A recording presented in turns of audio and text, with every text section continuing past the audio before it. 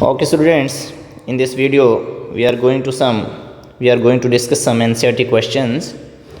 So first question is, a gas exert pressure on the walls of container, give reason. जो gas है ये container के Waals के ऊपर प्रेशर को एक्सर्ट करती है, प्रेशर लगाती है, तो रीज़न बताइए क्यों गैस जो है on the walls of container pressure exert करती है, राइट।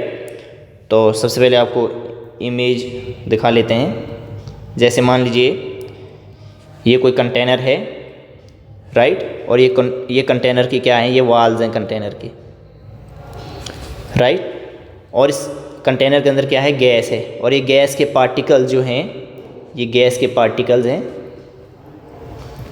और गैस के पार्टिकल्स की मूवमेंट को शो किया गया है। रैंडमली मूव करते हैं ना गैस के पार्टिकल्स, गैस के पार्टिकल जो हैं रैंडमली मूव करते हैं, रैंडमली मूव करते हैं, ये जहाँ मन करे वहाँ घूमते हैं, राइट। तो देखिए ये पार्टिकल यहाँ मूव कर रहा है, ये यहाँ मूव कर रहा है, ये इधर मूव कर रहा है, ये यहाँ मूव कर रहा है, तो ये randomly move in all directions. तो फिर प्रेशर तो एक्सर्ट करेंगे ऑन दी वाल्स, राइट। जब ये रैंडमली मूव कर रहे हैं तो they can exert pressure on the walls of the container. Simple सी बात है, कैरेक्टरिस्टिक्स ऑफ गैसेज जो हमने टॉपिक पढ़ा था, तो उसकी बेसिस पे हम इस क्वेश्चन का आंसर दे सकते हैं, राइट। तो देखिए आंसर, सिंपल सा आंसर लिखा है। तो the particles of a liquid are continuously moving in all directions, तो यहाँ पे लिक्विड नहीं है, ये गैस लिखना है। The particles of a gas are continuously moving in all directions with different speeds. अभी आपको इमेज में दिखाया, हमने स्लाइड में शो किया कि कैसे पार्टिकल जो हैं डिफरेंट डायरेक्शंस में मूव कर रहे हैं डिफरेंट स्पीड्स के साथ। As a result of this random motion the particles of gas collide with each other, right. जब रैंडम मोशन होगा तो ये पार्टिकल जो हैं एक दूसरे के साथ कोलाइड कर सकते हैं। ये पार्टिकल्स क्या हैं, एक दूसरे के साथ कोलाइड करेंगे, और कोलाइड करने के बाद ये फिर वाल्स ऑफ द कंटेनर के साथ भी कोलाइड कर सकते हैं, right, and also against the walls of the container as a result of this collisions. तो इन कोलिजन्स के तहत क्या होगा, द गैस एक्सर्ट, ये एक्सर्ट है, EXERT, right. The gas exert some force on the walls of container. Collisions के कारण, कोलिजन होती है ना इन पार्टिकल्स की आपस में, ये इसके साथ कोलाइड करेगा, ये इसके साथ, ये इसके साथ, ये इसके साथ, राइट। तो कोलिजन्स के कारण जो है ये फोर्स एक्सर्ट करता है on the walls of the container, right. This force per unit area में जो फोर्स अप्लाई हो रही है, this is called pressure of the gas. क्योंकि प्रेशर का फार्मूला रीड करते हैं, pressure equal to force by area.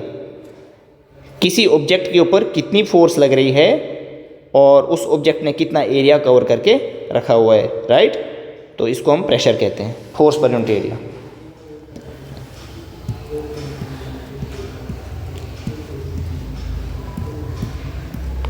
Next question है,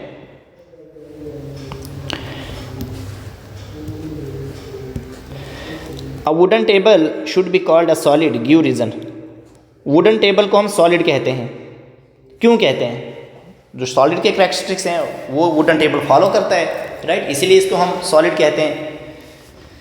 a wooden table has definite shape, बिल्कुल इसका शेप डेफिनेट होता है, definite shape and definite volume भी डेफिनेट होता है, राइट, जो कैरेक्टरिस्टिक्स है सॉलिड का। Therefore it should be called a solid. तो देखिए arrangement of particles in wooden table which is a solid. जैसे हम किसी या इस वाले पोर्शन की बात कर रहे हैं, तो देखिए यहाँ पे जो पार्टिकल्स हैं वो इस तरीके से अरेंज है। पार्टिकल जो हैं क्लोजली पैक्ड हैं, राइट, क्लोजली पैक्ड हैं। तो क्लोजली पैक्ड होने के कारण फोर्स ऑफ अट्रैक्शन बहुत ज़्यादा है, strong force of attraction, due to which it has definite shape and definite volume, right. बहुत ही सिंपल है।